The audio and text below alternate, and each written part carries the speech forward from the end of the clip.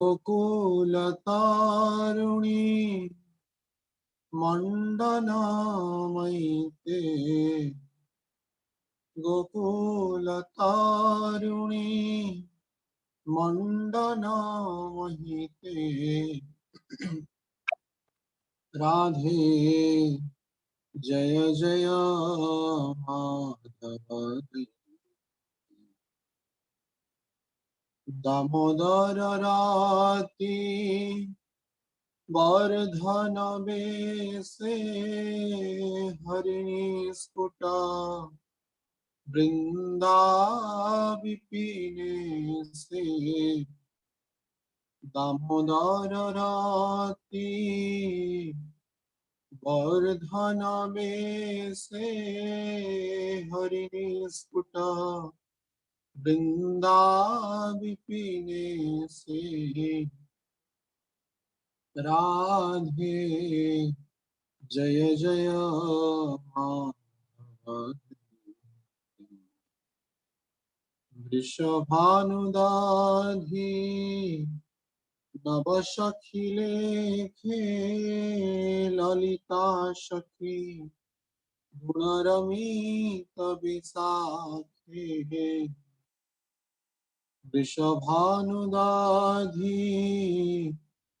नव सखी लेखे ललिता सखी गुणरमित विसाखे राधे जय जय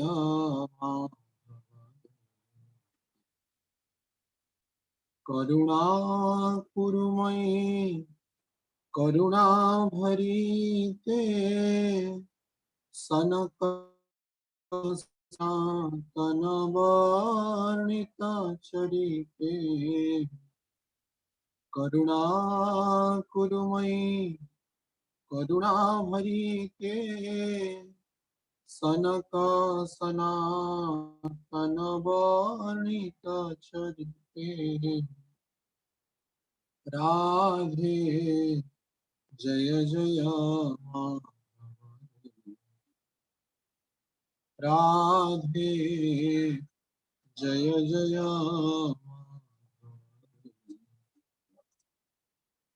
जय राधा रमण राधा रमण राधे श्रील गोपाल भट्टर प्राणधना है जय राधा रमण राधा रमण राधे जय गौरनिताय गौरनिताय गौरनिताय जय गौरनिताय जय जय प्रभुपाद प्रभुपाद प्रभुपाद श्रील प्रभुपाद जय जय गुरुदेव गुरुदेव गुरुदेव श्रील गुरुदेव ताई गौर हरि बोल हरि बोल हरि बोल हरि बोल श्री श्री राधा रमण भगवान की श्रील गोपाल भट्ट गोस्वामी पाद की पतित पावन श्री गौर निताय की श्रील प्रभुपाद महाराज की श्रील गुरु महाराज की समवेत भक्त वृंद की निताय गौर प्रेमानंदे हरि हरि बोल। ओम अज्ञानतिमिरान्धस्य ज्ञानाञ्जनशलाकया चक्रितं येन तस्मै श्रीगुरवे नमः। नमो विष्णुपादाय कृष्णपृष्ठाय भूतले श्रीमते भक्तिवेदांत स्वामीति नामिने नमस्ते सारस्वती देवे गौरवाणी प्रचारिणे गिरिविशेष शून्यवादी पाश्चात्य निशतारिणे। जय श्री कृष्ण चैतन्य प्रभु नित्यानंद, श्री अद्वैत गदाधर शिवासादि गौर भक्त वृंद। हरे कृष्णा कृष्णा कृष्णा हरे हरे, हरे राम राम राम हरे हरे। मूकं करोति वाचालं पङ्गुं लङ्घयते गिरिं, यत्कृपातमहं वन्दे श्रीगुरो दिनतारिणे परमानन्दमाधवम्। ॐ नमो भगवते चैतन्यचन्द्राय, ॐ नमो भगवते चैतन्यचन्द्राय, ॐ नमो भगवते चैतन्यचन्द्राय। हरे कृष्णा। तो समस्त भक्तों के चरण कमलों में मैं मथुरा दास वृंदावन धाम से धन्यवाद प्रणाम निवेदन कर रहा हूँ। विशेष करके मैं अपने आराध्यतम शिक्षा गुरु श्री श्रीमद गौर गोविंद स्वामी महाराज, दीक्षा गुरु श्री श्रीमद राधा गोविंद दास गोस्वामी महाराज तथा हम सभी के शिक्षा गुरु श्री प्रभुपाद जी के चरणों में विनती प्रार्थना करते हुए भगवान की दिव्य लीला को यत्किंचित उनके कृपा कटाक्ष के द्वारा कह पाऊं, ये मैं उनसे बार बार भिक्षा कर रहा हूँ। हरे कृष्ण। तो जैसे कि हम लोग चर्चा कर रहे थे सप्त देवालय के क्रम में, तो हमने श्री श्री राधा श्यामा सुंदर भगवान की चर्चा किया। इसी के क्रम में श्यामानंद प्रभु, रसिकानंद प्रभु, बलवित विद्याभूषण की भी चर्चा की। उसके उपरांत श्री श्री राधा दामोदर भगवान के चर्चा के क्रम में हमने कल श्री जीव गोस्वामी पाद की चर्चा किया। तो आज हम बहुत ही प्रसिद्ध वृंदावन के विग्रह श्री श्री राधा रमन विग्रह की चर्चा तथा उनके क्रम में उनके प्राण प्यारे भक्त उनके प्राकट्य के हेतु जो हुए थे, वे श्रीला गोपाल भट्ट गोस्वामी चरण पाद के बारे में हम चर्चा करेंगे। उनकी भगवान भक्त के कारण ही प्रकट हुए हैं, तो उन गोपाल भट्ट गोस्वामी के बारे में हम अवगत होते हैं और उनके लीला के क्रम में अवश्य ही हम श्री श्री राधा रमन लाल के भी प्राकट्य की कथा श्रवण करेंगे। हरे कृष्ण। तो दक्षिण भारत जो कि हमारे समस्त आचार्यों का प्राकट्य स्थली रहा, विशेष करके चार संप्रदाय के जो आचार्य माध्वाचार्य, रामानुचार्य, निम्बकाचार्य, विष्णु स्वामी, ये सभी आचार्य दक्षिण भारत में प्रकट हुए तथा वेदों को पुनः स्थापना करने के लिए शंकराचार्य भी दक्षिण भारत में प्रकट हुए। चैतन्य महाप्रभु भी संन्यास लेने के बाद प्रचार लीला के क्रम में वे दक्षिण भारत की यात्रा किए थे। लगभग 6 साल तक वे दक्षिण भारत की यात्रा किए और 18 साल वे गंभीरा में वास किए अंत लीला के क्रम में। तो दक्षिण भारत में त्रिचन्नापल्ली निकटवर्ती कावेरी नदी प्रवाहित होती है। तो उस नदी के कुल में पवित्र रंग क्षेत्र है, जो आदि विग्रह ब्रह्मा जी के द्वारा प्रकट सत्यलोक में प्रकट श्री रंगनाथ जी का विग्रह, जो कालांतर में सूर्यवंशी राजाओं के द्वारा भी सेवित हुआ। वशिष्ठ मुनि जिनकी प्राकट्य धरती पर किए और उसके उपरांत श्री रंगनाथ जी का विग्रह विभीषण के लेने के क्रम में रंगनाथ क्षेत्र में प्रतिष्ठित है। बहुत ही भव्य मंदिर है और विश्व का सबसे बड़ा माने माने आयताकार में अर्थात चौड़ाई में सबसे बड़ा मंदिर है रंगनाथ जी का मंदिर, जिसमें भगवान विष्णु क्षीर सागर के ऊपर शयनरत उस भूमि में शयनरत है। रंगनाथ के क्षेत्र में श्री संप्रदाय के वैष्णव सेवा करते हैं श्री रामानुजाचार्य के परंपरा के क्रम में। तो लक्ष्मी के अवतार गोदा देवी भी वे रंगनाथ के विवाह करके वहां पे अनुमत प्रवेश की और वहां पे प्रधान सेवक के रूप में श्री रामानुचार्य उनकी लीला विलास कर रहे हैं।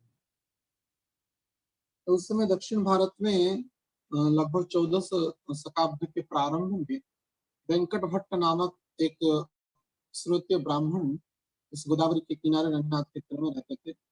उनके दो भाई भी थे, प्रबोधानंद और तिरुमल्ल। तीनों भाई बड़े आनंद से वे रंगनाथ क्षेत्र में निवास करते थे। तो वे गृहस्थ थे तीनों ही। लेकिन चैतन्य महाप्रभु जब संन्यास लेने के बाद दक्षिण भारत की यात्रा की, उसी क्रम में वे भट्ट परिवार के साथ उनका मिलन हुआ। तो वेंकट भट्ट जो भट्ट हैं उनमें से उनके पुत्र का नाम गोपाल। वेंकट भट्ट जो श्री संप्रदाय वैष्णव है, उनके पुत्र का नाम गोपाल भट्ट है। तो श्रील भक्ति विनोद ठाकुर के अनुसार वे 1425 शकाब्द अर्थात 1503 ख्रीष्टाब्द में जन्म ग्रहण किए थे गोपाल भट्ट गोस्वामी, जिनका बाल्यकाल में जिनका नाम गोपाल भट्ट था। और वे 30 वर्ष तक गृह में वास किए। तदनुसार वे उसके बाद गृह को त्याग करके ब्रजधाम में वास किए और ब्रजधाम में लगभग वे 45 वर्ष तक वास किए। तो कुल मिलाकर के 75 वर्षों तक वे इस धरती में लीला विलास किए, ऐसा भक्ति विनोद ठाकुर का मत है।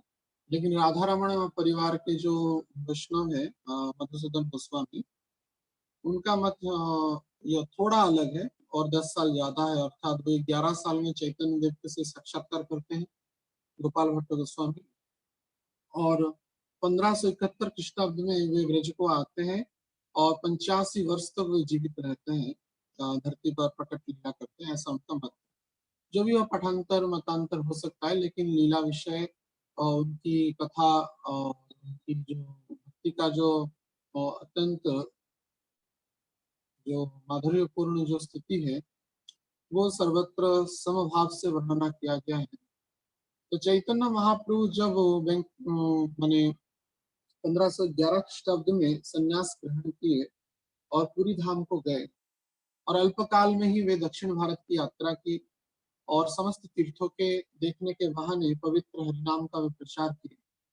और वहां से वे कुर्म क्षेत्र गए, माने माने उड़ीसा के रास्ता में गंजाम डिस्ट्रिक्ट होते हुए बरहमपुर आदि होते हुए इच्छापुरम आदि होते हुए माने पुरी से चिलिका प्रांत से वो जो रास्ता है जो दक्षिण भारत को कनेक्ट करता है, वहां से इच्छापुरम होते हुए कुर्म क्षेत्र वे गए।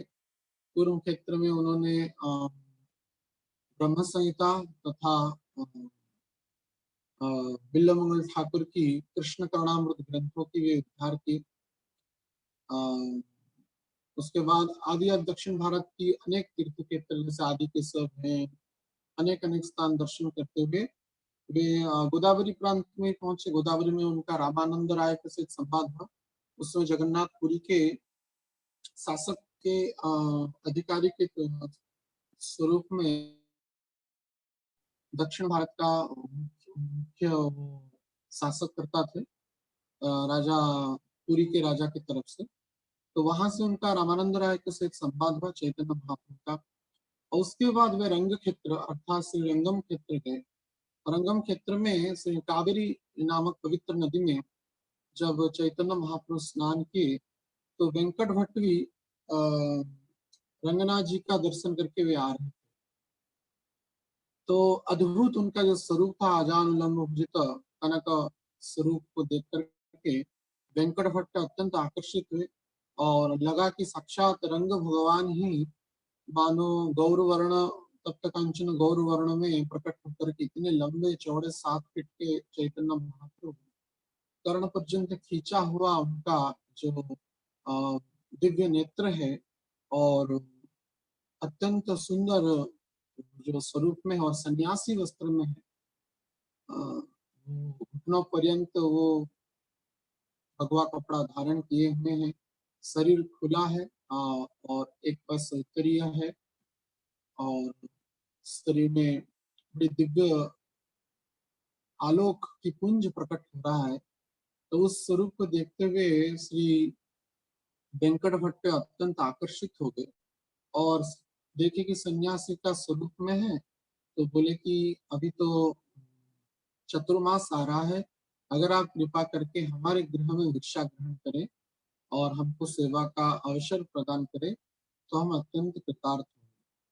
तो मानो तो संभोगाः विप्रज्ञानतः गोपाल भट्ट गोस्वामी के सहित महाप्रभु का मिलन है। मानो श्रीमती राधा रानी के भाव में चैतन्य महाप्रभु आए हैं, वे राधा हैं, और मानो उनके ही मंजरी स्वरूप श्री गोपाल भट्ट को सहित इस भौम जगत में उनका मिलन है। तो अवश्य चैतन्य महाप्रभु इसके लिए वे राजी हो गए।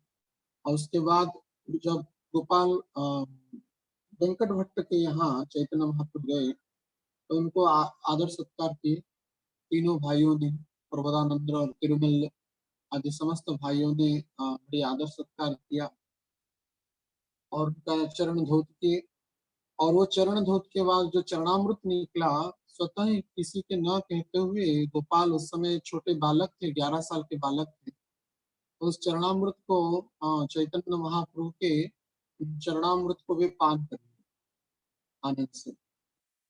कृष्ण पद करतल कोटि चंद्र सुशीतल, कृष्ण का जो चरण कमल है, करोड़ों चंद्रमा का भी सुशीतल किरण प्रकट होता है और अत्यंत आत्मा का बोधक श्री कृष्ण भक्ति का संचारक होता है।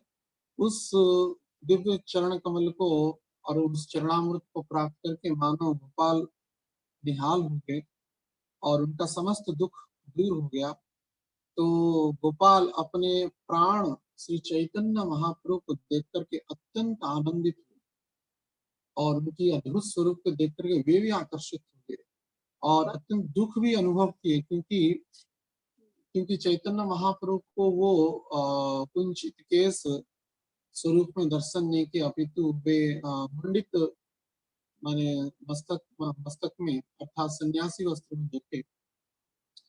तो वे विचार किए मानो कि मैं नदिया बिहारी लीला को देखने में वंचित हो गया और स्वतः ही दीर्घ निश्वास छोड़कर के इतना क्षुद्र बालक ऐसे ऐसे भाव को प्राप्त कर रहा है और उनका और महाप्रभु का कोई परिचय है ही नहीं, और वे रो करके क्रंदन करके लीला को दर्शन करने में असमर्थ रहा, वंचित रहा। तो सभी परिवार के वर्ग लोग आश्चर्यचकित हो गए। दीर्घ निश्वास ऐसे ऐसे जैसे क्रंदन करने के बाद लेते हैं, तो क्रंदन करते ही जा रहे थे, तो निश्वास छोड़ रहे थे और दीर्घ निश्वास छोड़ते हुए कह रहे थे, रे विधि तो कितना निर्दयी है, मुझे इस दक्षिण भारत में जन्म दिया और मैं नदिया विहार लीला को देखने में वंचित हो गया। तो और ये दुखमय संन्यास वेश में मैं अपने प्रभु श्रीमन चैतन्य महाप्रभु को दर्शन कर रहा हूँ। तो और कहे कि ये विधि, इसमें तेरा कोई दोष नहीं, निश्चित रूप से मेरा ही कर्म फल है, मैं इसमें अत्यंत अयोग्य हूँ, इसके कारण मुझे नदिया विहार लीला का दर्शन नहीं। ऐसे चित्कार करके क्रंदन करते करते करते वे मूर्छित हो। तो लेकिन भक्त वत्सल श्री श्रीमन महाप्रभु उनको कृपा करने के लिए स्वप्न में प्रकट हुए। तो गोपाल 11 साल का बालक गोपाल स्वप्न में देख रहे हैं कि स्वयं चैतन्य महाप्रभु अत्यंत सुंदर पीतांबर धारण किए हुए, शरीर में यज्ञोपवीत धारण किए हुए और चरणों में नुपुर और विविध आभूषण से सुशोभित होकर के चैतन्य महाप्रभु नदिया विहारी लीला में पंच तत्व के सहित कीर्तन करके जा रहे हैं मायापुर में। और उसके बाद एक जगह पर गोपाल खड़े हैं, चैतन्य महाप्रभु को देख करके प्रणाम कर रहे हैं। तो चैतन्य महाप्रभु कृपा करके उनका जो दिव्य चरण कमल है वे गोपाल के मस्तक में स्थापन करते हैं और उठा करके पहले भुजाओं में भरते हुए गाढ़ आलिंगन प्रदान करते हैं चैतन्य महाप्रभु गोपाल को। और तदनुसार उसके बाद वे अद्वैताचार्य भी निकट में थे, आचार्य मानो, और जो महाविष्णु के सदाशिव के अवतार हैं, वे भी गोपाल को गाढ़ आलिंगन प्रदान कर रहे हैं। और उसको इस स्वप्न को देखने के बाद तुरंत ही गोपाल, जो दक्षिण भारत में रंगनाथ का यह लीला थी, तो वे आश्चर्यचकित होकर के उठे और श्रीमन महाप्रभु से मौन महाप्रभु कहते हुए दौड़ करके इधर उधर भाग रहे थे इतस्ततः।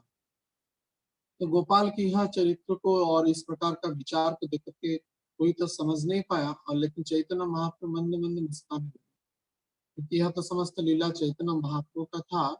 तो नित्य लीला के स्वरूप में मानो चैतन्य महाप्रभु ने उनकी जो अंतरंग इच्छा थी नदिया विहार की लीला को वे प्रकट कर दी। तो इस प्रकार से प्रसन्न होकर के जब गोपाल कीर्तन करने लगे, नृत्य करने लगे आनंद में कि मैं अपने नदिया विहारी प्रभु को दर्शन किया, तो चैतन्य महाप्रभु गल प्रदेश में जो रंगनाथ जी का जो माला सुशोभित था, उनका कमल का माला, तो निकाल करके वे गोपाल को पहना दिया। तो इस प्रकार से गोपाल बाल्यकाल में ही उन सुवर्ण वर्ण सन्यासी श्री चैतन्य महाप्रभु की जो महाऔदार्य स्वरूप, महावदान्य और महाकारुण्य स्वरूप का दर्शन की और तदनुसार श्रीमन चैतन्य महाप्रभु की कृपा प्राप्त की। तो चैतन्य महाप्रभु 4 महीने के बाद चतुर्मास जब पूर्ण हो गया, तो वहां से वेंकट भट्ट के गृह से जब प्रस्थान विचार किए, तो गोपाल अत्यंत विरह में क्रंदन किए कि कहे मैं श्रीमन महाप्रभु के चरणों के अतिरिक्त मुझे संसार से और कोई कार्य है नहीं, बिना महाप्रभु के चरणों से मैं जीवन धारण नहीं कर सकूंगा। तो बार बार जब क्रंदन करने लगे, तो चैतन्य महाप्रभु कहे कि कोई बात नहीं, आप कुछ साल के बाद, कुछ वर्षों के बाद वृंदावन में रूप और सनातन निवास कर रहे हैं, उनके सानिध्यता प्राप्त करके आप ब्रज में वास करिएगा और वृंदावन चले आइएगा, और मेरा नित्य सानिध्य आप जब भी मुझे स्मरण करेंगे, मुझे आप अपने मन मंदिर पर और हृदय के अंदर में मुझे प्राप्त करेंगे। तो ऐसा जब आश्वासन वाणी श्रीमन चैतन्य महाप्रभु प्रदान किए, तब जाकर के वे प्रसन्न हुए और चैतन्य महाप्रभु आगे की लीला करते हुए दक्षिण भारत की यात्रा में निकल पड़े। तो उसी समय में चैतन्य महाप्रभु जब 4 महीना रहे, गोपाल भट्ट के जो पिता थे, जो वेंकट भट्ट, उनके से चैतन्य महाप्रभु का अनेक संवाद होता था। तो वे श्री संप्रदाय के वैष्णव थे और लक्ष्मी नारायण को सर्वोपरि मानते थे। तो कभी कभार चैतन्य महाप्रभु व्यंग करके कहते थे कि आप तो, आपकी जो लक्ष्मी है हमारे कृष्ण को पाने के लिए पागल है। चैतन्य महाप्रभु कहते थे आपकी जो आराध्या लक्ष्मी जो सती नारी है, तो कैसे वो सती नारी होकर के विष्णु को छोड़ करके कृष्ण को पाने के लिए पागल है। तो इसलिए अभी भी लक्ष्मी जो श्री वन में अभी भी वृंदावन में तपस्या कर रही है। इसलिए इस प्रकार की जो कैसे लीला हुआ, तो वेंकट भट्ट लज्जित हो जाते, कहते थे कि नारायण में यद्यपि कृष्ण की लालित्य है, लेकिन कृष्ण का जो वैदिक लीला है वो नारायण जी में है नहीं। और सुतरां विचारधारा में, सिद्धांत के अनुसार, तत्वगत विचार में श्री नारायण और कृष्ण में कोई अंतर है, लेकिन कृष्ण की वो वैदकता माधुर्य को प्राप्त करने के लक्ष्मी कौतूहलवश उनकी सानिध्य प्राप्त करने के लिए, उनका संग प्राप्त करने के लिए व्याकुल चित होकर के वृंदावन में आए। तो लेकिन चैतन्य देव बोले कि मैं भी जानता हूँ कि कृष्ण की संग की कामना करना में लक्ष्मी जी को कोई दोष नहीं लगता, किंतु शास्त्र से मैं ऐसा सुना कि वे तपस्या करके जो श्रुतियां जो श्री कृष्ण के रास में योगदान का अधिकार पाए हैं, तो उस रास से लक्ष्मी कैसे वंचित, जो जिस रास में सम्मिलित होना वे चाहते हैं। इसका कारण क्या है आपको पता है? आपके आराध्या लक्ष्मी के बारे में यह क्या कारण है, आप बता सकते हैं? तो वेंकट भट्ट लज्जित होकर के कहते हैं कि मैं तो क्षुद्र जीव हूँ, आप साक्षात नारायण है, आप ही साक्षात कृष्ण है, तो आप ही इसका समाधान करें। तो चैतन्य महाप्रभु ऐसे ही व्यंग व्यंग में कहे कि श्री कृष्ण का यह स्वभाव है कि निज माधुर्य के द्वारा वे सबको आकर्षित करते हैं, यह कृष्ण की अद्भुत स्वभाव है। कृष्ण माधुर्य एक स्वाभाविक बला, कृष्णादि नर नारी करे विहरण। कृष्ण माधुर्य के एक स्वाभाविक बल है, स्वाभाविक है, नेचुरल है, और इसमें स्वयं कृष्ण भी आकर्षित हो जाते हैं। कृष्ण आदि नर नारी करे भी, इसमें पुरुष क्या नारी क्या, जैसा हम चर्चा करे थे, स्वयं नरसिंह भी भगवान का माधुर्य दर्शन करने के व्याकुल होते, जब भगवान राम जी लीला करते तो दंडकारण्य के ऋषि मुनि पुरुष थे, लेकिन कृष्ण का संग प्राप्त करने के लिए पागल। तो ऐसा भी देखा जाए, एक पुरुष एक स्त्री को स्वाभाविक रूप से स्नेह करता है, प्रेम करता है, लेकिन सभी ब्रह्मांड वर्ग के जितने स्त्री तो कर ही रहे प्रेम, और समस्त पुरुष भी कृष्ण को ही प्रेम करते हैं। तो यह भगवान कृष्ण की अद्भुत माधुर्यता का प्रभाव है। कृष्ण आदि नर नारी करोय विभु, नर हो नारी हो, सभी उनके सौंदर्य से व्याकुल हो जाते हैं।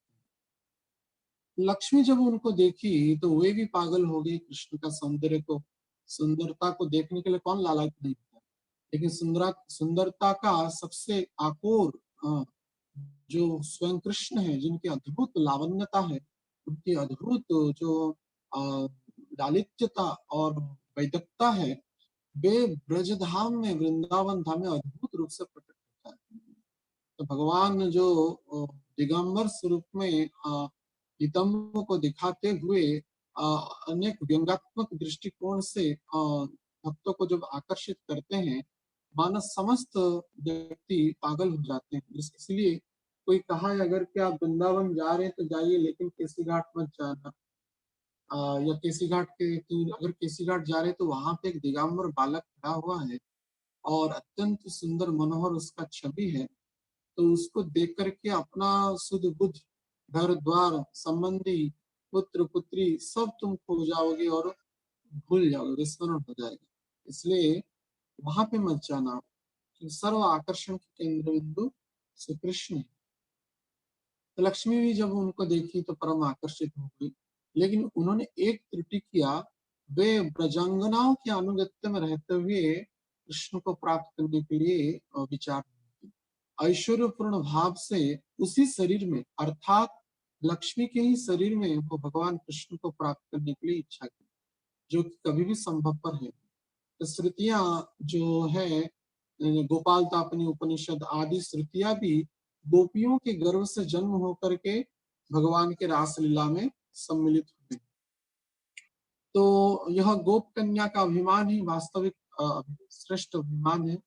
तो वहां पे ग्वालिन होकर के जो जन्म लेते हैं, गोप बालक या शरीरगत प्राण से ऊर्ध्व स्थिति में पहुंच करके साधना भक्ति के क्रम में अपने गुरु गौरांग के अनुगत होकर के जो भजन करते हैं, वे ही भगवान कृष्ण का सानिध्य प्राप्त करते हैं, जिसको हमने बड़ा डिटेल में संबंध अविधेय और प्रयोजन में चर्चा किया कि कैसे कृष्ण को प्राप्त किया जाता है, कैसे कृष्ण के साथ संबंध हो सकता है, कैसे कृष्ण का दर्शन हो सकता है, और कैसे कृष्ण की नित्य सेवा या उनके नित्य संबंध में दास्य शक्य वात्सल्य माध्यम में हम संबंधित हो सकते हैं। तो क्योंकि लक्ष्मी ने इस प्रकार की शरीर संग इसी शरीर में प्राप्त करने की इच्छा की, इसलिए वे भगवान को प्राप्त नहीं कर पाए और अभी भी तपस्यारत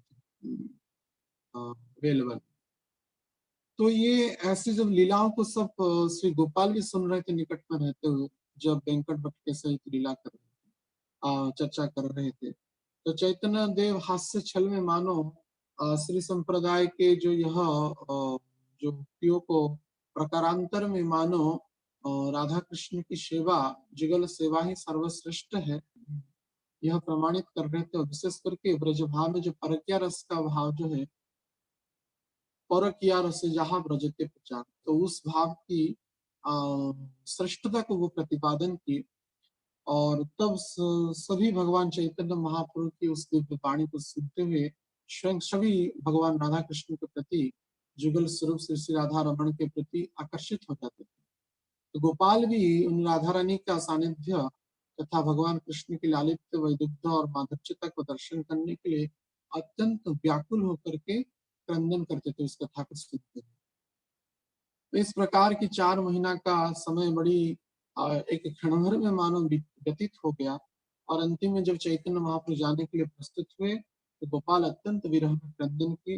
बाकी चैतन्य महाप्रभु ने जब आश्वासना दिया कि तुम जब भी मुझे स्मरण करोगे तो मेरी सानिध्यता प्राप्त करोगे, और तुम्हारा जो ध्येय और जो है ब्रजधाम में जाके परिपूर्ण होगा, इसलिए तुम गृह त्याग करके ब्रजधाम की यात्रा करो।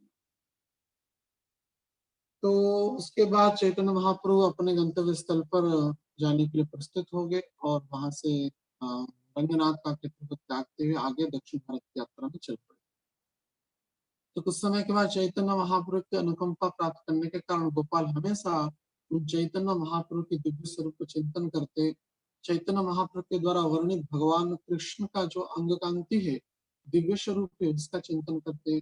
शास्त्र में जो भगवान के विषय में बताया गया या चैतन्य महाप्रभु ने जो बताया, उसके बारे में चिंतन श्रवण मंथन मनन करते। तो अत्यंत मेधावी थे गोपाल भट्ट। तो गोपाल भट्ट समस्त मनयोग से अध्ययन किए संस्कृत के विविध प्रकार के ऋचाओं को, शास्त्रों को, पुराणों को, वेदों को, और तदनुसार वे, लेकिन चैतन्य महाप्रभु की जो आज्ञा थी कि आपको ब्रजधाम जाना है, तो इसीलिए वही उनका संकल्प था। जैसे मानो रघुनाथ दास गोस्वामी को चैतन्य महाप्रभु कहे कि अंत्य निष्ठा बाह्य लोकाचार, तो उनकी भी निष्ठा चैतन्य महाप्रभु की आज्ञा के प्रति था और बाह्य में बस व्यवहारिक अध्ययन क्रिया, गृह में वास करना आदि आदि क्रियाओं में रहते थे। ऐसे होकर के जब उनको लगभग 30 वर्ष हो गया, तो उनके जो पिता की जो भ्राता से प्रबोधानंद थे, वे भी संन्यास लेकर के वृंदावन में वास कर रहे थे। तो अनेक ग्रंथों की जो रचना की हमारे गौड़ संप्रदाय में, तो उनके लिए बड़ा आश्रय का केंद्र बिंदु रहा कि वे कैसे वृंदावन को दर्शन करे और वृंदावन नित्य भगवान का सानिध्यता प्राप्त करे। तो गोपाल अपने पितृव्य प्रबोधानंद के प्रति संबंध के सूत्र में 1571 ख्रीष्टाब्द में वृंदावन की यात्रा की, अपने पिता माता से आज्ञा लेकर के वे की।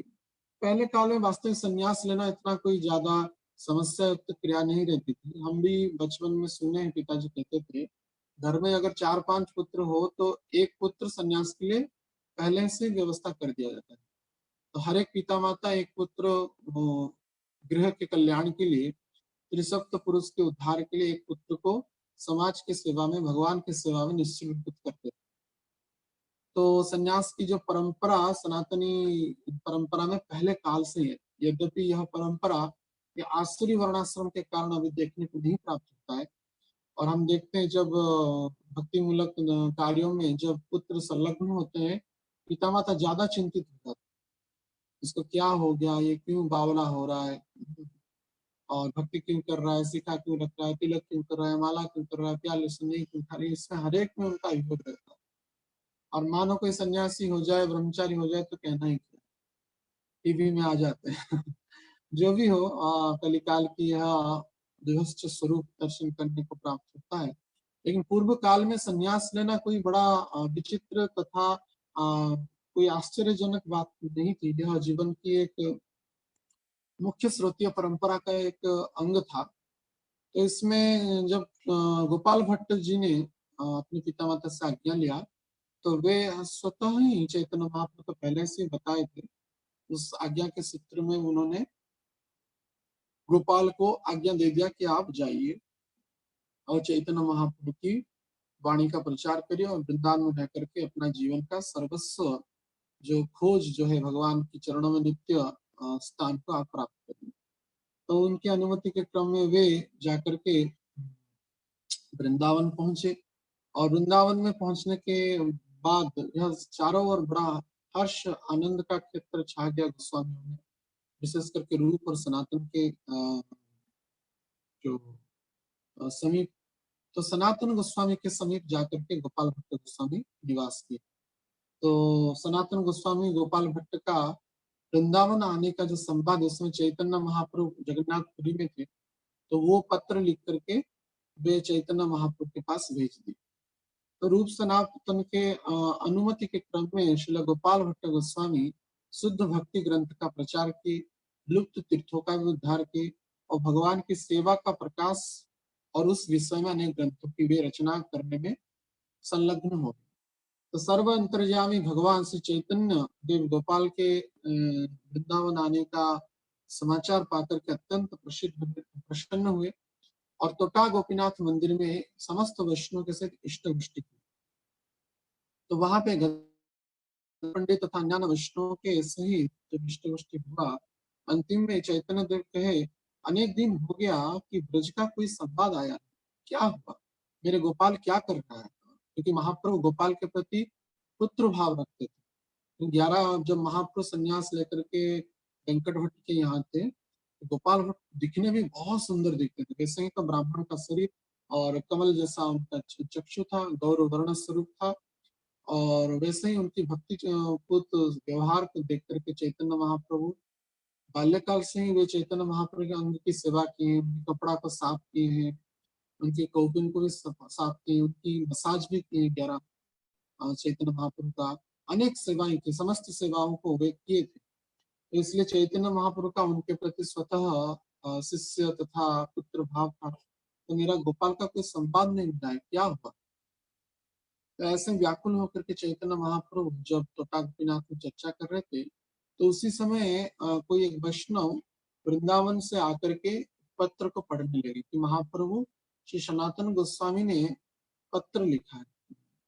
तो पत्र जब इस प्रकार से परस्पर वार्ता हो रहा था, तो वैष्णव आकर के पत्र जब पढ़ने लगे, तो महाप्रभु अत्यंत आनंद हुए उस चिट्ठी को पा करके, उस पत्र को प्राप्त करके। तो चिट्ठी को पढ़े तो उसमें गोपाल जी इस प्रकार से वृंदावन में पहुंचे और सनातन के अनुगत्य, रूप सनातन के अनुगत्य भक्ति धर्म का प्रचार कर रहे हैं, शास्त्रों का अध्ययन रचना कर रहे हैं, आदि आदि सब बात को वे सुने तो अत्यंत प्रसन्न हुए। और जगन्नाथपुरी में जितने वैष्णव थे, तो उनके सामने श्रीमन महाप्रभु ने विस्तार रूप से कैसे उनका गोपाल के सहित रंगनाथ क्षेत्र में वेंकट भट्ट के यहाँ साक्षात्कार हुआ था, उस समस्त कथा को बड़ा प्रेम से वे चर्चा किए। और गोपाल बाल्यकाल से कैसे श्रीमन महाप्रभु की अनेक सेवाएं किए थे, उस संदर्भ में भी वे चर्चा की। समस्त वैष्णव जो थे अत्यंत प्रसन्न हुए कि चैतन्य देव की जो कृपा और उनकी सेवा साक्षात देव यक्ष गंधर्व भी प्राप्त नहीं कर पाते हैं, और बाल्यकाल में ही गोपाल ने यह दुर्लभ सेवा को प्राप्त किया था। तो सभी ने गोपाल की भाग्य को बुरी बुरी प्रशंसा किया और उनको अनेक प्रकार से वे आशीर्वाद दिए। तो उसके बाद चैतन्य महाप्रभु वृंदावन जब गोपाल आकर के पहुंच गए और इसको विचार करके अत्यंत प्रसन्न हुए, और वे भी उसके उत्तर में एक चिट्ठी लिखे रूप सनातन के पास, और चिट्ठी में लिखे कि हे रूप, हे सनातन, मेरे गोपाल का तुम अच्छे से ध्यान रखना और उनको अपना भाई के समतुल्य विचार करना, प्रेम करना, और ब्रज का आचरण उनको सिखाना, और मध्य मध्य में ब्रज का समाचार उसको जनाना, कैसे गोपाल क्या कर रहे हैं क्या नहीं, और समस्त ग्रंथों की रचनाओं में उनको भी संयुक्त कराइए, और समस्त ग्रंथों के प्रचार में भी कृष्ण को इच्छा को समझ करके उनको संलग्न कराइए। तो इस प्रकार से चैतन्य महाप्रभु अत्यंत हर्षित होकर के पत्र दिए, और पत्र के से जगन्नाथ जी का कुछ प्रसादी चंदन, तुलसी और गोपाल के लिए कौपिन और डोर, साक्षात चैतन्य महाप्रभु ने गोपाल को डोर और कौपिन भेजा। तो श्री रूप और सनातन अत्यंत प्रसन्न होकर के उस पत्र को और डोर कौपिन, जगन्नाथ जी का प्रसाद, तुलसी आदि को प्राप्त करके प्रसन्न हुए और गोपाल जी को प्रदान किए। तो गोपाल भी श्रीमन महाप्रभु का उनके प्रति प्रेम को देख करके अत्यंत प्रसन्न हुए और आनंद में नृत्य कीर्तन करने लगे। तो गोपाल भट्ट इस प्रकार से अत्यंत वैराग्यपूर्ण भाव से वृंदावन में वास करते, शीत हो, वृष्टि हो, तेज धूप हो, उससे वे कुछ विचलित नहीं होते थे। हर एक रात्रि ब्रज के एक एक वृक्ष के नीचे निवास करते थे, और नित्य राधा कृष्ण के गुण कीर्तन में वे आभूषित होकर के अपना कालातिपात करते, कर्ण से रूप सनातन गोस्वामी से विविध कथाओं को श्रवण करते, और कभी कभार वे भी भागवतों को विविध प्रकार के शैली से उसकी श्लोकों को अति सुंदर भाव से गीत के क्रम में गाते, गोपी गीत आदियों को गाकर अत्यंत भावुकपूर्ण हृदय में उनका जो माथुर विरह, विशेष करके ब्रज को छोड़कर कृष्ण चले गए, या चैतन्य महाप्रभु का जो सुंदर वाली जो छवि है, उसके विरह में वे नित्य प्रतिदिन ही अविरल स्वरूप से क्रंदन करते। तो विविध प्रकार का राग रागिनियों से वे श्लोक को पाठ करते, और पाठ करते समय उनका कंठ अवरुद्ध हो जाता, गला कंठ अवरुद्ध हो जाता था और क्रंदन करते करते करते कभी पर वो बेहोश हो जाते थे, या कभी पर भगवान का नाम कीर्तन करते हुए अष्ट सात्विक भाव को प्राप्त करते, शरीर में अश्रु निकलता, कंप निकलता, स्वेद आदि निकलता, पिचकारी की जैसा आंख से आंसू निकलता, और इस प्रकार से विरह में, अत्यंत विरह में वे चैतन्य महाप्रभु के विरह तथा राधा रानी कृष्ण के विरह में संतप्त होकर के इतस्ततः विचरण करते और ब्रज भाव में, विरह भाव में रागानुगा करने भक्ति करते। इस प्रकार का गदगद उनकी जैसे कई श्लोक उनके संबंध में रचना किया गया है। कृष्णदास कविराज गोस्वामी उनकी जीवन शैली के बारे में वर्णना करते, अविरल गलदर्श स्वेद धाराभिराम प्रचुर पुलक कंप स्तंभ चार्ज नाम ह ह ह हरि रिदित्याधिक्षरा जो अन्ते चेता स्मरतु सुहृदि में गोस्वामी गोपाल भट्ट।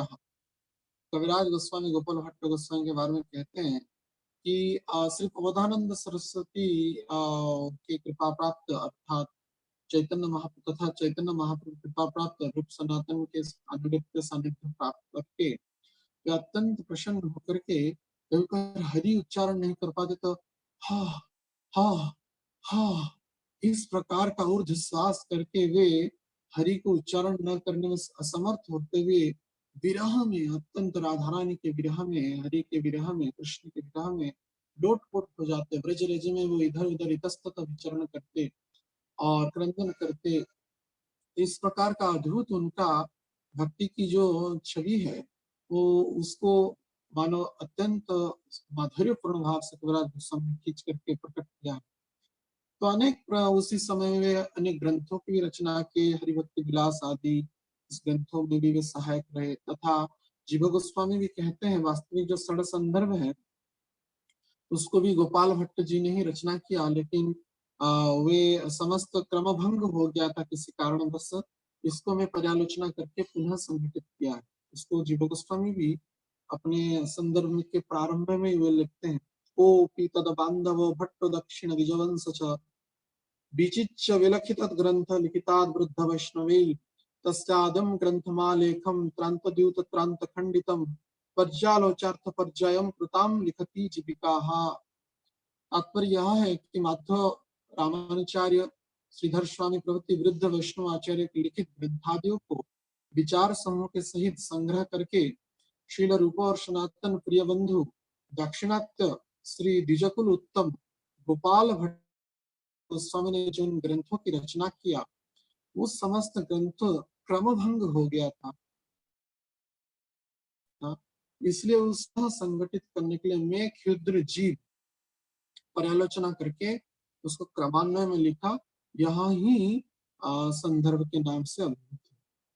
तो कृष्ण के अद्भुत चरित्र को श्री गोपाल भट्ट गोस्वामी के शास्त्रों में और वैष्णव के धर्म के अनेक जो उपदेश है उसको भी शास्त्रों में विशेष करके जैसे कृष्ण का नाम टिप्पणी है, सत्सार सत्क्रिया दीपिका है, संस्कार दीपिका है, आदि ग्रंथों की रचना किया। और बाद में रूप सनातन के आदेश से वो प्रचार कार्य करने के लिए तो नीलाचल जो धाम से कृपा प्राप्त अर्थात चैतन्य महाप्रभु की कृपा प्राप्त करके श्री गोपाल भट्ट गोस्वामी ने उत्तर भारत की यात्रा प्रचार में वे संलग्न हो गए। तो वे उसके बाद भगवान चैतन्य महाप्रभु का दर्शन और उनका चरणामृत सेवन आदि पादपद्मों की सेवा का सानिध्यता को, उस स्मरण को स्मृति पटल में याद करते हुए ये उत्तर भारत की यात्रा में चल पड़े।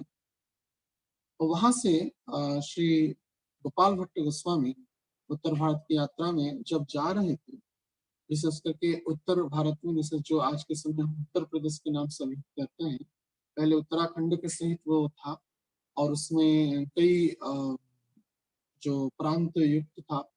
इस समय तो यद्यपि मुगलों का साम्राज्य चल रहा था तो अविच्छिन्न रूप से भारत खंडित नहीं हुआ था। तो वहां पे वास करने के क्रम में वे जब जा रहे थे, निकट में एक बार हरिद्वार के निकट बहुत आंधी और तूफान आया। तो उस आंधी और तूफान के क्रम में वे कुछ काल के लिए वहां पे वास किए। हरिद्वार में। हरिद्वार के निकटवर्ती जो सहारनपुर है, अभी जो सहारनपुर डिस्ट्रिक्ट के नाम से अभिहित है, और उसी ग्राम में एक देववंद्य एक गांव था, वहां पे वे वास किए। तो उसमें गोपाल भट्ट गोस्वामी सन्यासी को देखते हुए उस गांव के एक ब्राह्मण अत्यंत प्रसन्न हुए, और उसी समय में उनको भिक्षा प्रदान करने के लिए, उनको सहायता करने के लिए, क्योंकि आंधी तूफान हो रहा था, अन्यत्र जाने का कोई मार्ग ही नहीं था, तो इसलिए वे उनको आश्रय प्रदान किए, एक प्रकार से भिक्षा प्रदान की। तो उनकी भाव को, उनकी प्रेम को देखते गोपाल भट्ट गोस्वामी ने भी उन ब्राह्मणों के प्रति कृपा करने के लिए उनके गृह में वास करने लगे। तो उसी समय वे गोपाल भट्ट गोस्वामी से अनेक प्रकार से हरि कथाओं को वे श्रवण करने लगे, और अत्यंत आनंदित होकर के ब्राह्मण गोपाल भट्ट गोस्वामी की सेवा करते, और मन ही मन उनको गुरु के रूप में समर्पित करके और उनके सेवा को प्राप्त करने के लिए लालायित रहे प्रत्येक समय में। तो गोपाल भट्ट गोस्वामी कहे कि भविष्य में यह निश्चित रूप से संगठित होगा, भक्ति युक्त जो भी इच्छाएं होता है अवश्य ही कृष्ण इसको पूर्ण करते हैं। तो भट्ट गोस्वामी उन ब्राह्मण के गृह में कुछ समय वास करने के उपरांत उत्तर प्रदेश के अनेक स्थानों को भ्रमण करते हुए वे नेपाल जो जो स्थान है, वहां के जो काली गंडकी नदी है, वहां पे जाकर के पहुंचे। और वहां पर पे पहुंचने के बाद जब काली गंडकी नदी में स्नान किए, तो स्वतः ही जो 12 सालग्राम शिलाएं हैं, उनके जो जल पात्र में आकर के, तो वो देखे कि स्वतः कैसा आ गया, तो पुनः उस सालग्राम शिलाओं को वे काली गंडकी नदी में पुनः प्रवाहित कर दिया। बोले कि शायद प्रवाह में आ गया हो। तो दूसरी बार भी पुनः जब डुबकी लगाए तो पुनः जल पात्र में वो आ गया, तब भी पुनः वो उसको विसर्जन की। अब तीसरी बार भी जब यह क्रिया हुआ, यह हरि इच्छा समझ करके श्री गोपाल भट्ट ने 12 शिलाओं को लेकर के वहां से गंडक नदी होते हुए वे वृंदावन आ गए। तो कालांतर में जब गोपाल भट्ट जी ने 12 सालग्राम की शिला की सेवा करना प्रारंभ कर दिया, और यमुना जी की जल से उनको स्नान कराते, और विविध जो भी, वे तो श्री संप्रदाय वैष्णव बाल्यकाल से उनकी शिक्षा थी, और महाप्रभु की अनुगत्यता में पंचरात्रिक विधि के अनुसार वैसे ही उन्होंने ग्रंथों की रचना किया है। तो उसी के क्रम में वे जब उनकी सेवा करते तो अत्यंत हर्षित होते, और उसमें एक दामोदर शिला था, उसको कृष्ण ज्ञान करते हुए, दामोदर ज्ञान करते हुए माने कृष्ण विग्रह ज्ञान करते हुए बड़ी प्रेम से उनकी सेवा करते। तो कुछ समय के बाद गोपाल भट्ट गोस्वामी कुटिया बना करके यमुना के किनारे ही, जो आज के समय में उनका जो भजन कुटीर है, समाधि है, वहां पे वे वास करते। और उस समय यमुना जी का एक ह्रद, यमुना से प्रवाहित होकर के एक ह्रद है, वो वहां पे था उसी प्रांत में। तो कभी कभार वहां पे भी स्नान कर लेते बारिश के महीने में। तो इस प्रकार से एक बार वे अपने कुटिया के सन्निकट बैठे हुए थे, तो एक छोटा बालक यमुना जी में स्नान करने के लिए गए थे, तो आ रहे थे, देखे एक छोटा बालक आया हुआ है, और उस ब्राह्मण को देखते हुए गृह में गोपाल भट्ट थोड़ा आश्चर्यचकित हुए, पूछे कि तुम कौन हो? तो उस ब्राह्मण बालक ने अपना परिचय गोपीनाथ ऐसा प्रदान किया कि मेरा नाम गोपीनाथ है। बोले आप कहाँ से आए? तो गोपाल भट्ट जी ने कहे, उस बालक कहा कि मेरा नाम गोपीनाथ है, और मैं सहारनपुर से आया हूँ, उत्तर भारत सहारनपुर। तब गोपाल भट्ट गोस्वामी को याद आया, अरे सहारनपुर के स्थान में जब आंधी तूफान हुआ था, तो मैं वहां पे कई काल तक वास किया था। तो उस समय बड़ी उनकी जो ब्राह्मण बालक का जो परिचय दिया कि मैं उन ब्राह्मण का बालक हूँ, तब जाकर के बोले अच्छा किस लिए आए हो? कि मैं, आप जब आए थे मेरी बाल्यकाल में आपको देख करके आकर्षित हो गया था, और मैं आपके चरणों में रह करके भजन साधन करना चाहता हूँ, और मैं पिता से आज्ञा लेकर के आया हूँ, और आप मुझे अपना सानिध्यता और संसर्ग और दिव्य सानिध्य मुझे प्रदान करें। तब गोपाल भट्ट अत्यंत प्रसन्न हुए, वो उनको शिष्य के रूप में वे रखे। आगे चल करके इन गोपीनाथ की जो परिवार के लोग थी, अभी जो गोस्वामी वर्ग में वो सेवा को प्राप्त किए। बाद में गोपीनाथ के जो भ्राता, गोपीनाथ तो सन्यासी हो गए, गोपाल भट्ट गोस्वामी की परंपरा में उसके बाद सन्यासी हुए। और उनके भ्राता जो दामोदर थे वे पुनः वृंदावन में आए और वे गोपाल भट्ट गोस्वामी से दीक्षित होकर के वे गृहस्थ थे। उनके ही तीनों पुत्र आज के समय में उसी परंपरा में सेवाएं चल रही। तो एक दिन इस प्रकार से भाव में गोपाल भट्ट गोस्वामी समस्त विग्रहों की द्वादश शीलाओं की प्रेम से वे सेवा करते। तदनुसार उनकी प्रेम से, श्रद्धा से, भाव से, राग अनुसार वे सेवा करते। तो एक दिन क्या हुआ कि एक जो सेठ थे, तो वृंदावन में जैसे कभी कभार उस समय जो इतना तो जनशून्य था और लोग इतने थे नहीं, तो कभी कभार तीर्थों का भ्रमण करके, तो उस समय गोविंद देव का प्राकट्य हो गया था और विशाल मंदिर का निर्माण आदि हो गया था। तो उसी के क्रम में गोविंद देव के दर्शन करने के लिए, गोपीनाथ मदन मोहन आदि विग्रह का दर्शन करने के लिए कुछ सेठ साहूकार अन्यत्र स्थान से, दिल्ली से, आगरा से आदि स्थान से आते थे। तो एक सेठ ऐसे ही वृंदावन का दर्शन करते हुए जो गोपाल भट्ट गोस्वामी के पास पहुंचा, उनकी अद्भुत वैराग्यपूर्ण जीवन शैली को देख करके अत्यंत प्रसन्न हुआ। तो विविध मंदिरों में दान वो करते ही सेठ लोग, तो स्वतः ही विचार किया कि गोपाल भट्ट गोस्वामी के पास भी निश्चित रूप से उनके निजी विग्रह होंगे, तो उनके सेवा के लिए वो कुछ धनराशि, अर्थात उनकी सेवा के लिए कुछ स्वर्ण मुद्राएं और कुछ आभूषण, स्वर्ण और हीरक आभूषण और कुछ दिव्य रेशमी वस्त्र वो गोपाल भट्ट गोस्वामी को प्रदान किए। तो गोपाल भट्ट गोस्वामी कहे कि मेरे पास तो द्वादश शिलाएं हैं, तो मैं इनको कैसे इस व्यवहार करूंगा, आप और किसी को। तो सेठ बोले नहीं नहीं, ये आप ही स्वीकार करिए, ये आपके लिए ही है। तो बार बार जब अनुरोध किए तो गोपाल भट्ट गोस्वामी को स्वीकार करना ही पड़ा। और सेठ जाने के बाद सायंकाल में गोपाल भट्ट गोस्वामी अत्यंत दुखी होकर के विरह पूर्ण भाव में विचार कर रहे हैं कि मैं इन जो स्वर्ण के आभूषण हैं या दिव्य रेशमी वस्त्र हैं, इनको मैं कैसे सेवा में लगाऊं। यह तो असंभव है, क्योंकि सालग्राम की तो इस प्रकार से सेवा करना प्राय असंभव है। श्रृंगार तो उनका नहीं किया जा सकता है। तो इसलिए व्याकुल होकर के अत्यंत विरह में क्रंदन करने लगे। महाप्रभु का विरह भी उनको सता रहा था और राधा रानी का विरह, श्री कृष्ण का, रमण लाल का विरह उनको सता रहा था। तो भगवान की लालित्य पूर्ण त्रिभंग स्वरूप श्री विग्रह की सेवा करने की उनके हृदय में तीव्र लालसा उत्पन्न हुआ और वे क्रंदन करने लगे। रात्रि भर, मान संध्या काल से क्रंदन करते करते करते रात्रि भर क्रंदन करते ही थे। क्या आप नरसिंह भगवान के स्वरूप में प्रहलाद के लिए स्तंभ से प्रकट हो गए, क्या मेरे लिए आप प्रकट नहीं होंगे? क्या मेरा यह जीवन आपके बिना सेवा से ही ऐसे व्यर्थ चला जाएगा क्या?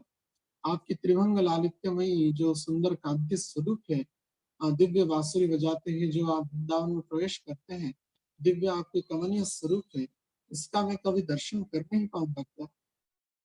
क्या मैं समस्त सेवा से वंचित रहूंगा क्या?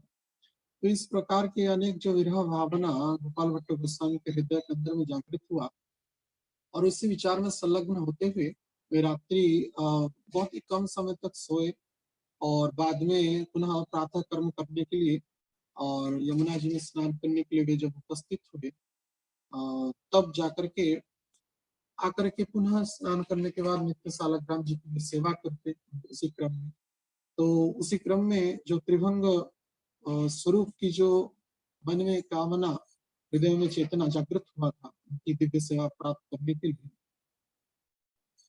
तो भगवान की अद्भुत कृपा है। भगवान तो भक्त वत्सल है और भगवान भक्त की इच्छाओं को, उसकी भक्तिपूर्ण व्यवहार को देखते हुए, उनकी लालित्यमयी लोभ को देखते हुए, मानो उनके सर्व वांछा का पूर्ति करने के लिए वे जब पुनः अपने सालग्राम को जो जहाँ पे वे एक स्थान पर वो उसको रखते थे, उसको जब देखे कि 11 सालाग्राम तो शिलाएं हैं, लेकिन उसके सहित और एक जो दामोदर शिला थी, वो दामोदर शिला कृष्ण के लालित्यमय स्वरूप में प्रकट हो गया। तो उसको देखते हुए वो उस दिन जो था, माने नृसिंह चतुर्दशी के अगले दिन था, अर्थात पूर्णिमा था, वैशाख वैशाख पूर्णिमा थी। तो इस प्रकार से श्री रघुनाथ भट्ट, सॉरी गोपाल भट्ट गोस्वामी के दिव्य भक्तिपूर्ण व्यवहार को देखते हुए भगवान कृष्ण, मानव गोविंद, गोपीनाथ, मदन मोहन तीनों ही एक ही श्री विग्रह में प्रकट हो गए, जो कि राधा रमन के रूप में प्रकट हो गए। तो इस भगवान की इस अद्भुत कृपा को विचार करते हुए बारंबार कीर्तन करते, नृत्य करते, उस स्वरूप को देख करके वे परम आकर्षित होते थे। तो जैसे हवा तुरंत ही सर्वत्र फैल जाता है, वैसे ही यह समाचार वृंदावन के हर एक स्थान में वो फैल गया। विशेष करके रूप सनातन जब इससे अवगत हुए, तो वे अत्यंत प्रसन्न हुए। राधा रमन विग्रह प्रकट हुए। यदि उस समय नामकरण नहीं हुआ था, जैसे हमारे भक्ति रत्नाकर ग्रंथ में वर्णना है, उनकी जो नामकरण है स्वयं रूप गोस्वामी ने ही प्रदान किया है। श्री राधा रमण देव सेवया विषय मतः कृतिना श्रील रूपेण सोयम दिवसा विभावितः। तो गोपाल भट्ट गोस्वामी के भक्ति के सूत्र को आधार करते हुए जो राधा रमण विग्रह प्रकट हुए हैं, तो उनका नामकरण स्वयं श्री रूप गोस्वामी ने प्रदान किया। तो भक्त के प्राण सर्वस्व भक्त वस्तु श्री राधा रमन भट्ट गोस्वामी की अभिलाषा के पूर्ण करने के लिए कभी कभार वे स्वयं चैतन्य महाप्रभु के स्वरूप में प्रकट हो जाते, ऐसा भक्ति रत्नाकर ग्रंथ में वर्णना किया गया। तो कभी कभार जो गोपाल भट्ट गोस्वामी को चैतन्य महाप्रभु का विरह सताता था, क्योंकि वो बाल्यकाल से चैतन्य महाप्रभु की सेवा की है। तो उसी के क्रम में कभी कभार राधा रमन गौरांग स्वरूप में चैतन्य महाप्रभु के रूप में प्रकट हुआ। तो इस प्रकार की अनेक प्रेम से, श्रद्धा से और विविध प्रकार से वे श्रृंगार करते। उनकी जैसे ग्रीष्म काल में चंदन की सेवा, और शीत काल में उनको उसमें वस्त्र प्रदान करने की सेवा, और विग्रह की, उन राधा रमन विग्रह की सेवा वो स्वतः अपने हस्त के द्वारा ही, अपने निजकृत विचारों के द्वारा और शास्त्र के अनुसार, प्रेम के अनुसार राग मार्ग में भक्ति से वो राधा रमन विग्रह की भी सेवा करते हैं। तो कहा जाता है कि राधा रमन विग्रह से राधा रानी भी उपस्थित है, इसलिए शायद अलग से राधा रानी गोपाल भट्ट गोस्वामी के द्वारा सेवित नहीं है। बाकी जो 11 जो शिलाएं हैं, सालग्राम शिलाएं, वे आज भी राधा रमन मंदिर में उपस्थित है। तो इस प्रकार से गोपाल भट्ट गोस्वामी अनेक प्रेम से, बाद में जो शाहजी मंदिर का निर्माण हुआ, वहां के जो राजा थे, और उस समय ऐसा गोस्वामी लोग वर्णना प्रदान करते हैं, जो गोपीनाथ गोस्वामी के परंपरा में, तो उस समय 80,000 रुपया में जो शाहजी मंदिर जो निर्माण हो रहा था, वो राजा ने गोपाल भट्ट गोस्वामी के सेवित विग्रह श्री राधा रमन के लिए वहां पे एक छोटा मंदिर निर्माण कर दिया, और वहां पे वे सेवा करते। बाद में जैसे हमने कहा कि जो देवदत्त ग्राम, जो सहारनपुर डिस्ट्रिक्ट में जो देवदत्त ग्राम उत्तर भारत में है, वहां से जो जिस ब्राह्मण के गृह में नेपाल यात्रा के क्रम में श्री गोपाल भट्ट गोस्वामी रुके हुए थे, उनका पुत्र गोपीनाथ आकर के गोपाल भट्ट गोस्वामी से दीक्षा संस्कार प्राप्त करके सन्यासी करके यहाँ पे निवास के। बाद में उनके भ्राता श्री दामोदर दास, जो वे भी वृंदावन आ गए, लेकिन वे गृहस्थ थे। तो उनके जो तीनों पुत्र थे, श्री हरिनाथ, मथुरानाथ, हरिराम आदि, उनके वंशधर अभी श्री राधा रमन के सेवा को प्राप्त कर रहे हैं, और अद्यावधि वे इसकी सेवा करते हैं। और बड़ी शिल प्रभुपाद जी भी कहे हैं कि राधा रमन की जो सेवा शैली है, बहुत ही उच्च कोटि का है। और वहां पे जो रसोई का जो अग्नि है, उसी राधा रमन के प्राकट्य के समय से ही अभी भी जल रहा है, अर्थात वो अग्नि वहां पे बुझाया नहीं जाता है, कितना भी आंधी हो, तूफान हो। तो और कोई माचिस के अग्नि से या अन्य कोई अग्नि से वो प्रकट नहीं हुआ है, अभी भी वो निरंतर जल रहा है। और पारंपरिक विधि के अनुसार अभी भी लकड़ी के द्वारा वहां पे रसोई होता था, हो रहा है। ऐसे भी कहते हैं गोस्वामी लोग कि जहाँ पे अभी रसोई है वहां पे पहले पुराना मंदिर था, अर्थात कुटिया में राधा रमन की सेवा होता था। तो बाद में जब राजा ने सामने मंदिर बनाया बगल में ही, तो वहां पे प्रतिष्ठित हुए।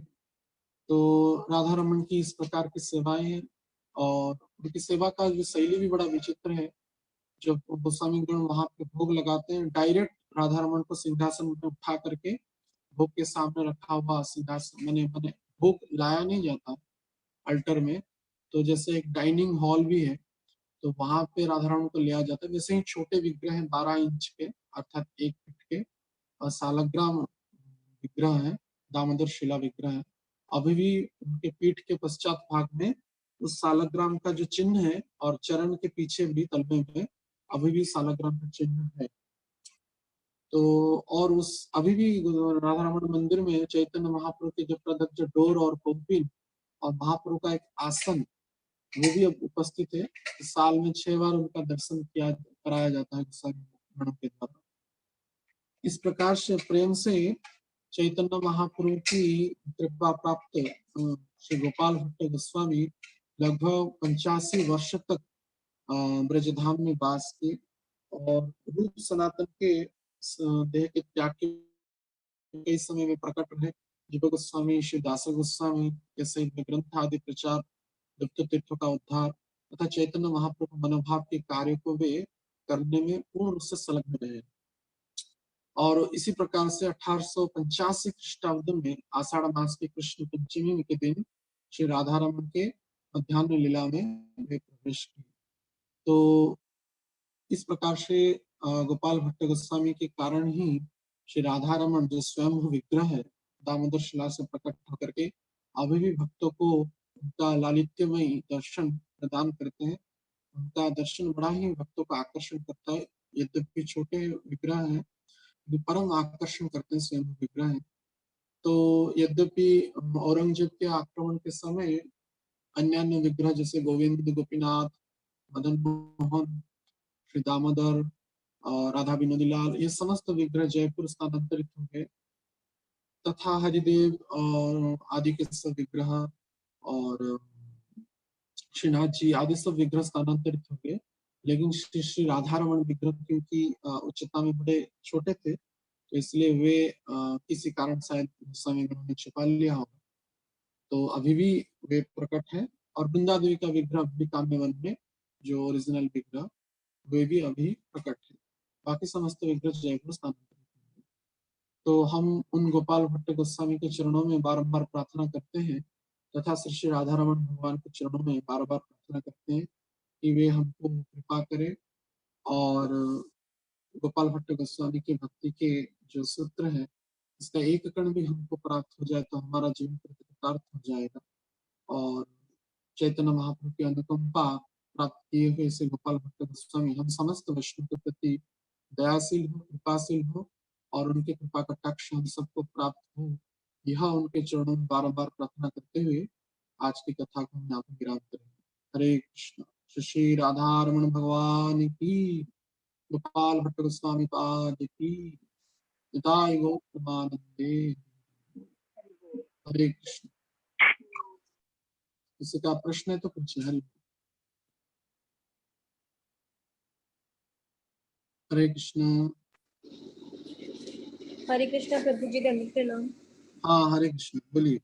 प्रभु जी, जो बाकी की जो शिलाएं हैं, जो 11 और भी, वो भी मंदिर में ही है अभी भी? हाँ अभी वो 11 शिलाएं अभी भी वो मंदिर में राधा रमन मंदिर। तो उनके दर्शन होते हैं? वही 6 जो दिन होता है, विशेष 6 दिन, विशेष करके राधा रमन का प्राकट्य तिथि एक निर्दिष्ट समय में, गोपाल भट्ट गोस्वामी का आविर्भाव, तिरोभाव, गौर पूर्णिमा और कोई एक उत्सव, ऐसे 6 दिन में उनका दर्शन वे कराते हैं। तो कार्तिकेय प्रभु का एक प्रश्न है, why there is no Radha Rani. अच्छा, तो एक्चुअली राधा रमन के विग्रह में हमारे कार्तिकेय प्रभु बेंगलोर से पूछे कि राधा रानी का विग्रह क्यों नहीं है। तो राधा, जैसे हमने चर्चा किया, राधा रमन के विग्रह में स्वयं राधा रानी भी प्रकट है। इसीलिए अलग से श्रील गोपाल भट्ट गोस्वामी के द्वारा राधा रानी विग्रह प्रकट नहीं हुआ है, क्योंकि जैसे अन्य विग्रहों के हम देखते हैं, गोविंद विग्रह, गोपीनाथ विग्रह, मदन मोहन विग्रह प्रकट हुआ, तो उसके लिए श्रीमन चैतन्य महाप्रभु ने राधा रानी विग्रह गोविंद देव के लिए भेजे, और माता जाह्नवी देवी ने भी गोपीनाथ और मदन मोहन के लिए राधा रानी व्यवस्था किया, प्रकट के उड़ीसा से भेजे। लेकिन राधा रमन विग्रह, क्योंकि राधा रमन विग्रह में स्वयं राधा रानी भी है, राधा जी भी है और रमन लाल भी है, इसलिए उनका नाम मानो राधा रमन पड़ा। जैसे राधा को रमन कराने में जो प्रवृत्त है वो उनका नाम राधा रमन है, तो उसी स्वरूप में अर्थात इस नाम इसलिए ही यह पड़ा क्योंकि रूप गोस्वामी नाम रखा, इसमें स्वयं राधा रानी भी उपस्थित है। इसी भाव से राधा रानी का विग्रह प्रकट नहीं, लेकिन फिर भी बाद में गोस्वामी वर्गों ने तो वह कुछ मतांतर, कोई कहता है कि यमुना जी का कलश जो इसको रख करके राधा रानी का श्रृंगार करते हैं बाजू में, या कोई कहता है वहां पे एक सोने का थाली है, या राधा शिला भी है, जो भी हो, लेकिन राधा रानी का एक उपस्थिति को प्रदान करते, और ऐसा भी प्रमाणित होता है कि नाम के स्वरूप में भी राधा रानी प्रकट होती है वहां पे, मैंने राधा नाम पूजा हो जाता है वहां पे। तो ऐसे मत है गोस्वामियों का, वो गुप्त रीति है किस प्रकार से राधा, लेकिन संगा तो राधा रानी का जैसे कराते हैं। लेकिन यह मूल बात है कि जैसे भक्ति रत्नाकर ग्रंथों में प्रमाण है कि राधा रमन विग्रह में श्री राधा गोपीनाथ, राधा गोविंद और राधा मोहन तीनों का, राधा मदन मोहन का उपस्थिति है, इसीलिए अलग से राधा रानी विग्रह का प्राकट्य नहीं किया गया, और इसीलिए ही शायद रूप गोस्वामी ने इनका नाम राधा के नाम के सहित रमण रखा, राधा रमण। इसमें राधा जी भी है और राधा रमण भी है, यहाँ ही समझना चाहिए। हरे कृष्ण। ठीक है, करती है हरे लोग। कृष्ण प्रभु जी, दंडवत प्रणाम। हाँ, दंडवत। जय राधा रमण प्रकट हो गए, बोलिए। प्रभु जी, हम जब गए थे तो गोपाल भट्ट गोस्वामी के जो समाधि स्थल है वहां पे भी कुछ शालिग्राम शिलाएं देखे थे, तो वो सेम नहीं है ना ये जो नहीं नहीं, जो सालग्राम शिलाएं जो गोपाल भट्ट गोस्वामी द्वारा सेवित सालग्राम है, वो मंदिर के अंदर, वो जो शिला है बाद में परंपरा के क्रम में रखा गया। और ये जो रसोई घर का दर्शन होता है कभी, जहाँ पे ये, अग्नि जलती है? ये साधारण तो रसोई घर का दर्शन नहीं होता है, लेकिन कभी कभार जब भगवान की यात्रा वगैरह होता है या उसमें कुछ रिपेयर की, तो कुछ तो फोटोज को कभी कभार हमने कुछ स्थान पर देखा था, लेकिन साक्षात जाने का वहां पर, क्योंकि अपरस की सेवा होती है वहां पे, और स्वच्छता के दृष्टिकोण से वहां पे किसी को छोड़ा नहीं।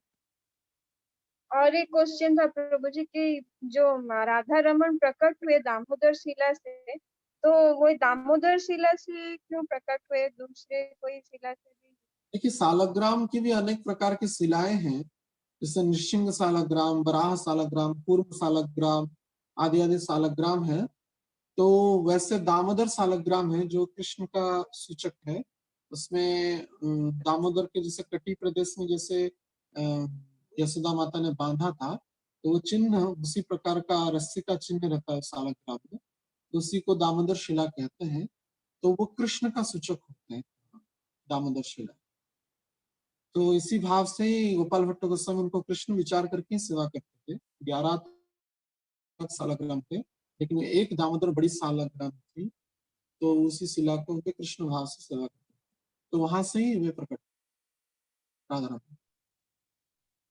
ठीक है प्रभु जी, हरे कृष्ण। हरे कृष्ण। और किसका है प्रश्न? हरे कृष्ण प्रणाम। हाँ, प्रभु जी, जहाँ राधा रमन जी प्रकट हुए हैं वहाँ एक वृक्ष है, तो वहाँ भी उस क्षेत्र में एक डिटीज हैं, जहाँ गोपाल भट्ट गोस्वामी जी की डिटीज हैं, तो वो अलग हैं। जैसे एक रूम है, फिर हम अंदर जाते हैं तो वहाँ भी डिटीज रखी हुई हैं। क्या डिटी है वहां के अंदर? छोटे राधे कृष्ण है उनका, उनको नाम नहीं याद आ रहा है। फिर वो वहाँ बैक साइड उनका वो समाधि स्थल।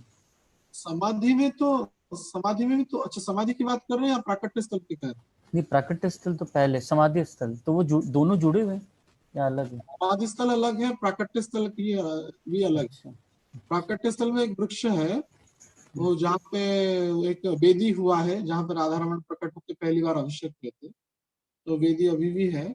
और उस वृक्ष के में टहनियों में ही 11 शिलाओं को वे झुलाए थे गोपाल भट्ट जी ने, और झोली में, तो वहां से वे प्रकट हुए। तो वो वृक्ष वही है, पुरातन वृक्ष है, ऐसा कहा जाता है। आगे वो गोपाल भट्ट गोस्वामी की समाधि है। तो समाधि में राधा कृष्ण विग्रह है, लेकिन वो विग्रह का उसके मूल विग्रह के सहित ऐसा कोई बाद में कोई साधु लोग रखे होंगे। बस 11 जो शिलाएं हैं और मूल राधा रमण विग्रह है, वही पुरातन है। ठीक है, ठीक है। और है किसका प्रश्न?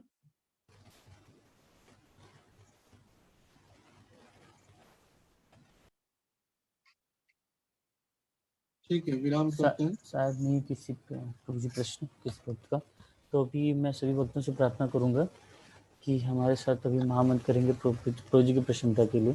हरे कृष्ण कृष्ण कृष्ण हरे हरे, हरे राम राम राम हरे हरे। इस स्मृताधीश प्रभु की रमण भगवान की जय, गोपाल भट्ट गोस्वामी पाद की जय, पाद गुरु महाराज की जय, वेद भक्त वृंद की जय। जय। गौर प्रेमानंदे हरि हरि बोल। हरे कृष्ण। हरे कृष्ण।